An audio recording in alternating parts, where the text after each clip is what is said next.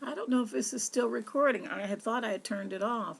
I've been talking and now it's recording, so we'll try again. Now it's saying 26 minutes, so I'll keep talking. This experiment or this requirement is for me to have a conversation.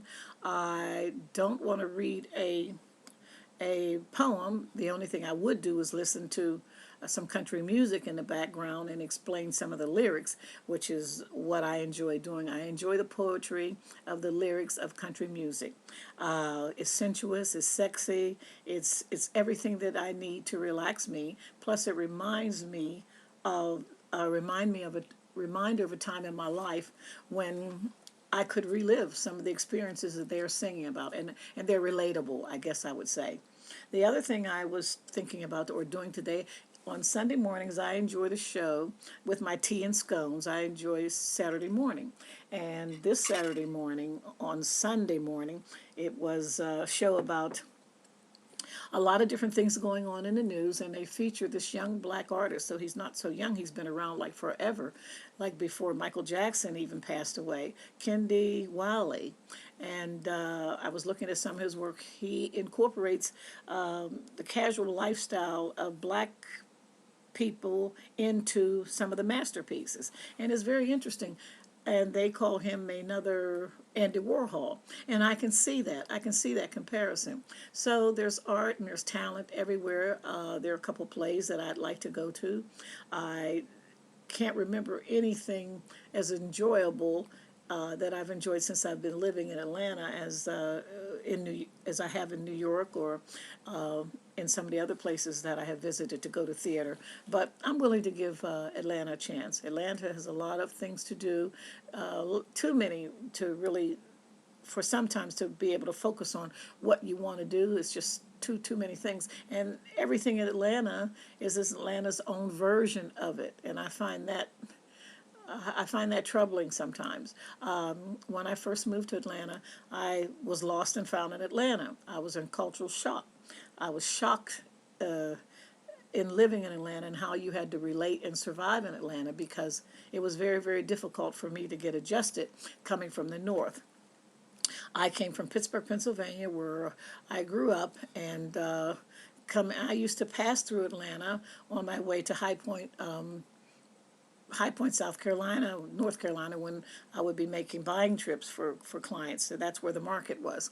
So I was aware of Atlanta, but I never entertained the thought about living here, as though people used to say, "Oh, you should live in Atlanta as a designer. You should live in Atlanta." And so when circumstances presented themselves, I said, "I know. I'll get a fresh start and I'll move to Atlanta."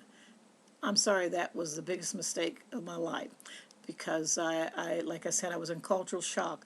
I wasn't prepared for the reverse discrimination. I haven't had any trouble or the divisiveness of living someplace and being so limited to anything that you really need besides house rich or having a nice house. And down here, a version of a nice house consists of so many so much house, poorly designed, so many silk flowers, you'll think you're growing up in a jungle. So it's just, I just wasn't prepared for the cultural diversity that's here, but I realized that negative thought that I was giving out was attractive negative energy. So I had to calm down and realize that I had to embrace what was here, and things turned around for me. So even though I've been here 10 years now, I still feel out of sorts. And I guess I'm still a little bit embittered and cynical about Georgia, because unless you've been someplace else, they have no clue. And there's a world out there. I've lived in Europe. I've lived abroad. I've lived in South America. I've lived so many different places or experienced so many different places that it's troubling to see how marginally limited the people are here in Georgia. Now, that changes when there's so many people who come here, migrate from other places, and they come to Georgia. They adapt to Georgia. They don't try to bring where they're from or their creativity to Georgia. They adapt to Georgia, and it's so limiting sometimes, and it makes me so angry and frustrated.